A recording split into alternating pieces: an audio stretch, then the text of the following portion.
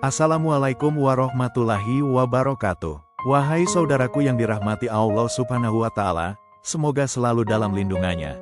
Satu tema umum yang sering muncul dalam karya sastra Sufi Persia dan Turki adalah tentang cinta dan kerinduan.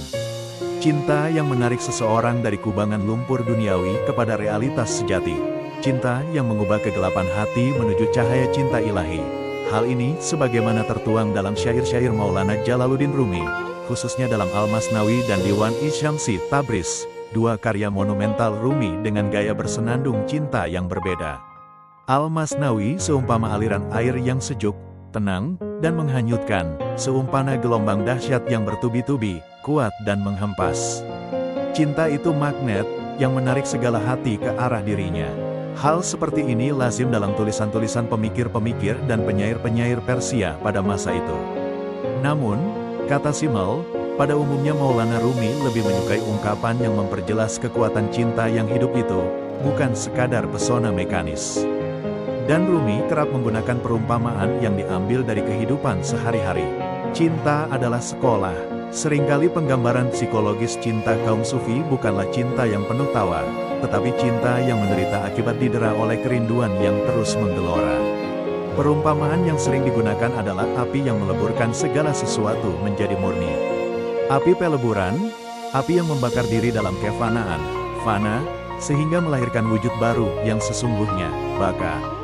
Hal ini seperti pengalaman Rumi sendiri yang begitu menderita kerinduan terhadap gurunya, Syamsi Tabriz, yang kemudian menjadi jembatan cinta ilahi. Anne-Marie Simmel menjelaskan bahwa perumpamaan-perumpamaan yang bertalian dengan alam api selalu berhubungan dengan penderitaan. Meskipun penderitaan ini merupakan keharusan dan karenanya membahagiakan, namun, kaum Sufi telah membuat sebuah perkataan jenaka yang bagus. Pada waktu perjanjian primordial, manusia yang belum menjadi makhluk itu memberikan respons terhadap pertanyaan Alastu bi Rabbikum, bukankah aku Tuhanmu? Dengan kata, bala, ya, memang. Quran Surat Al-A'raf ayat 172. Berarti manusia sudah siap menerima semua penderitaan, bala, yang akan menemuinya dalam pengabdian kepada Tuhan. Bagi kaum Sufi inilah jalan cinta, seperti kata Rumi dalam Diwan-i Syamsi Tabriz. Di mata orang, itu disebut cinta, namun di mataku, itu penderitaan, bala, jiwa. Memenuhi panggilan cinta berarti berjalan menuju kefanaan, fana, leburnya seluruh kesadaran, rahasia huruf, fa, dan diam. Syair Rumi dalam Diwan-i Syamsi Tabriz mengungkapkan, diamlah, dan berjalanlah melalui kesunyian menuju ketiadaan. Bila engkau sudah jadi ketiadaan, dirimu akan jadi pujian.